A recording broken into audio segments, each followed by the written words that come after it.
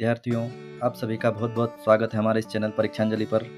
आज हम आपके लिए कक्षा 8वीं का जो आज का पेपर हुआ है, कक्षा हिंदी प्रथम भाषा का, उस पेपर को हल लेकर के आए हैं। आप सभी हमारे साथ बने रहें और अपने साथी दोस्तों को भी ज़रूर से ज़रूर शेयर करें, हमारा चैनल सब्सक्राइब करें और लाइक भी ज़रूर करें। आज जो हिंदी का पहला पेपर जो 8वीं कक्षा का हुआ है, उसमें हम देखते हैं पहला बहुविकल्पीय प्रश्न दिया गया, रामचरितमानस के रचयिता कौन है? रामचरितमानस के रचयिता कौन है? ऑप्शन दिए गए थे तुलसीदास, दूसरे में रहीम, तीसरा वाल्मीकि और चौथा सूरदास। तो विद्यार्थियों, रामचरित जो मानस है पुस्तक, उसके लेखक जो है वो तुलसीदास है, तो ए वाला ऑप्शन जो है वो इसका सही हो जाएगा।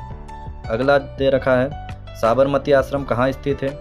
ऑप्शन दे रखे थे अहमदाबाद में, नागपुर में, सूरत में, मदुरै में। तो विद्यार्थियों, साबरमती आश्रम जो है वो गुजरात के अहमदाबाद में स्थित है। तीसरा दे रखा प्रश्न, बिरसा मुंडा का संबंध निम्नलिखित में से वर्तमान के किस राज्य से था? ऑप्शन दे रखे हैं बिहार, झारखंड, छत्तीसगढ़ या मध्य प्रदेश।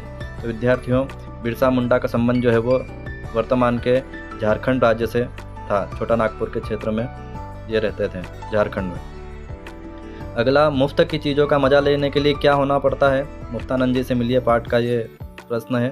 ऑप्शन दे रखा है संकोची, डरपोक, बहादुर या निसंकोची। तो विद्यार्थियों, इस चौथे प्रश्न का उत्तर जो है वो डी वाला ऑप्शन हो जाएगा, निसंकोची। निसंकोची जो है वो इसका उत्तर हो जाएगा। प्रश्न 5वां दे रखा, हे भगवान वाक्यांश में कौन सा विराम चिन्ह लगेगा? हे भगवान। तो ऑप्शन दे रखे हैं प्रश्नवाचक, पूर्ण विराम, विस्मयादि बोधक, अल्प विराम। तो विद्यार्थियों, यहाँ पर विस्मयादि बोधक सी वाला ऑप्शन जो है वो सही हो जाएगा। हे भगवान किसी को उच्चारण करते हैं या कोई आश्चर्य होता है या किसी को पुकारते हैं, तो उस समय पर यहाँ पर विस्मयादि बोधक हे के बाद में विस्मयादि बोधक चिन्ह लगेगा। इस प्रकार से पांचों सही विकल्प देख लीजिए। पहले का जो है तुलसीदास, दूसरे में अहमदाबाद, तीसरे में झारखंड, चौथे में निसंकोची और पांचवें में विस्मयादि बोधक। आगे बढ़ते हैं विद्यार्थियों। दे रखे थे रिक्त स्थानों की पूर्ति कीजिए एक एक नंबर के। सुंदरता की खाली स्थान में पथ भूल न जाना पथिक कहीं। पथिक से कविता का ये लाइन दे रखी थी यहाँ पर खाली स्थान में। तो सुंदरता की मृग तृष्णा में, मृग तृष्णा जो है वो यहाँ लिखना है विद्यार्थियों। आगे, इस आसन की आकृति में बैठे हुए खाली स्थान जैसी प्रतीत होती है, इसलिए इसे सशकासन कहते हैं। सशकासन जो होता है वो सशक के समान, अर्थात खरगोश जैसे आकृति दिखाई देती है कि खरगोश बैठा हुआ है सशकासन में। तो यहाँ पर खाली स्थान में जो है खरगोश लिखेंगे, सशक लिखते हैं तो भी सही हो जाता है विद्यार्थियों। अगला जो है वो वीर जननी का पुरस्कार खाली स्थान को मिला। तो वीर जननी का पुरस्कार जो है विद्यार्थियों, आपने पाठ पढ़ा होगा डॉक्टर चंद्रा वाला। तो डॉक्टर चंद्रा की माँ जो है वो शारदा सुब्रमण्यम, इनको वीर जननी का पुरस्कार मिलता है, डॉक्टर चंद्रा की माँ को। आप डॉक्टर चंद्रा की माँ लिखेंगे तो भी सही उत्तर, और शारदा सुब्रमण्यम लिखेंगे तो भी उसका सही उत्तर हो जाएगा। अगला 9वां प्रश्न, महर्षि परशुराम का जन्म खाली स्थान युग में हुआ था। तो महर्षि परशुराम का जन्म जो है वो विद्यार्थियों त्रेता युग में हुआ था, हमें यहाँ त्रेता युग लिखना था। अगला, स्वागत का संधि विच्छेद कीजिए। स्वागत का संधि विच्छेद खाली स्थान होगा। तो स्वागत के संधि विच्छेद जो है वो सुधन आगत होगा विद्यार्थियों, सुधन आगत, यण संधि का उदाहरण। तो इस प्रकार से सभी खाली स्थान देख लीजिए। छठे वाले में मृग तृष्णा, 7वें में खरगोश, 8वें में डॉक्टर चंद्रा की माँ, 9वें में त्रेता और 10वें में सुधन आगत। इस प्रकार से आप हल करना था। मिला लीजिए अपने को कितने नंबर आए हैं। अगला, अति लघुत्तरीय प्रश्न दे रखे हैं कि शिवाजी ने किसके विरुद्ध तलवार उठाई थी? प्रश्न क्रमांक 11वां दे रखा, शिवाजी ने किसके विरुद्ध तलवार उठाई थी? तो शिवाजी ने जो है वो मुगलों के विरुद्ध तलवार उठाई थी विद्यार्थियों। अगला, सत्याग्रह का क्या अर्थ है? तो सत्याग्रह मतलब सत्य की खोज करना या सत्य के प्रति आग्रह, सत्य की खोज करना इसका अर्थ होता है। अगला, लोकमान्य तिलक ने कौन सा नारा दिया था? तो लोकमान्य तिलक ने नारा दिया था कि स्वराज्य मेरा जन्म सिद्ध अधिकार है और मैं इसे लेकर ही रहूंगा, बाल गंगाधर तिलक। सिर साटे पर रुख रहे तो भी सस्तो जान का अर्थ क्या है? ये आपने अमृता देवी वाला पाठ पढ़ा होगा, पेड़ों से संबंधित, जिसमें ये जो लाइनें दे रखी, सिर साटे पर रुख रहे तो भी सस्तो जान। इसका अर्थ ये है कि अगर किसी पेड़ को बचाने के लिए अपना सर भी कट जाए तो भी ये जो है सस्ता सौदा है। तो ये इसका अर्थ था।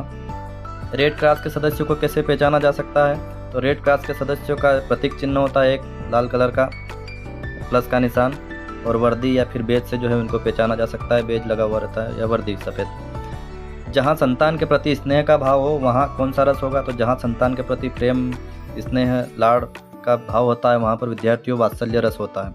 वात्सल्य रस, वत्सल इसका स्थायी भाव वात्सल्य रस होता है। इस प्रकार से ये 16वां प्रश्न होता है। आगे दे रखे थे लघुत्तरीय प्रश्न।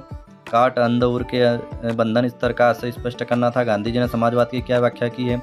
बिरसा मुंडा ने किस उद्देश्य से अपना आंदोलन आरंभ किया था? ज्ञान विज्ञान के क्षेत्र में संसार को प्राचीन भारत की क्या देन है? उपमा अलंकार किसे कहते हैं? जो एक वस्तु से दूसरी वस्तु की तुलना की जाए। अपने मित्र को किसी ऐतिहासिक स्थल की जानकारी देते हुए एक पत्र लिखिए। एक पत्र लिखना था अपने दोस्तों को, कोई एक स्थल के बारे में बताना था।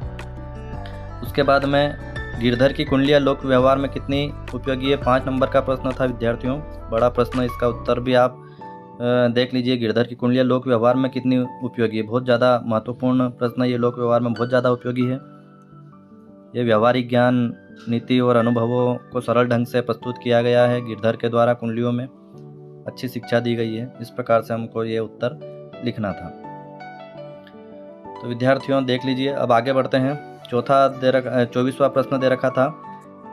युद्ध में वे विजयी नहीं होते जो खंदक खाइयों को ताकते हैं, विजय माला पड़ती है उनके गले जो अपनी संपूर्ण शक्ति को तोलकर छलांग लगाते हैं, खतरों से खेलते हैं। इन पंक्तियों की संदर्भ प्रसंग सहित व्याख्या करना था।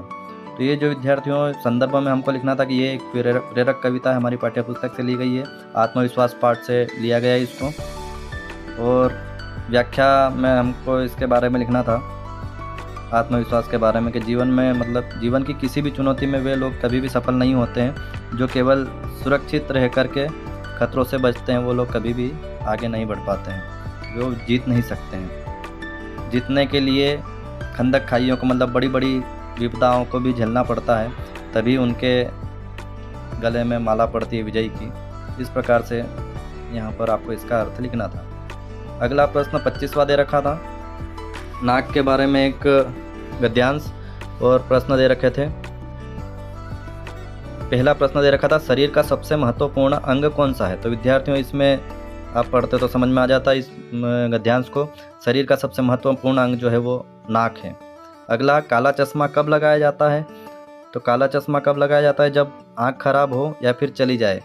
आप पढ़ेंगे तो यहाँ पर इसका उत्तर मिल जाए। यदि आँख आ जाए या चली जाए तो ऐसी स्थिति में काला चश्मा जो है वो लगाया जाता है। अगला, कन टोपा पहनकर क्या छिपाया जा सकता है?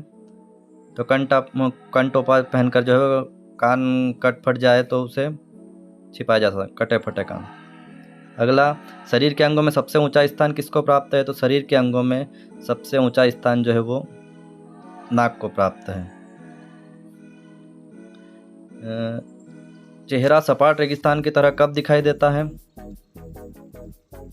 चेहरा सपाट रेगिस्तान की तरह कब दिखाई देता है? जब नाक कट जाए तो चेहरा सपाट रेगिस्तान की तरह नजर आएगा। ये इनके उत्तर लिखने थे विद्यार्थियों, 5 नंबर का था। अगला आखिरी वाला प्रश्न जो था वो, निम्नलिखित में से किसी एक विषय पर संक्षिप्त निबंध लिखिए। तो एक निबंध लिखना था कि ये शिक्षक या फिर खेलों का महत्व या विद्यार्थी और अनुशासन, आपको छोटा सा निबंध लिखना था। आशा है आप सभी ने करा होगा अच्छे से, अच्छे नंबर आपको प्राप्त हुए होंगे।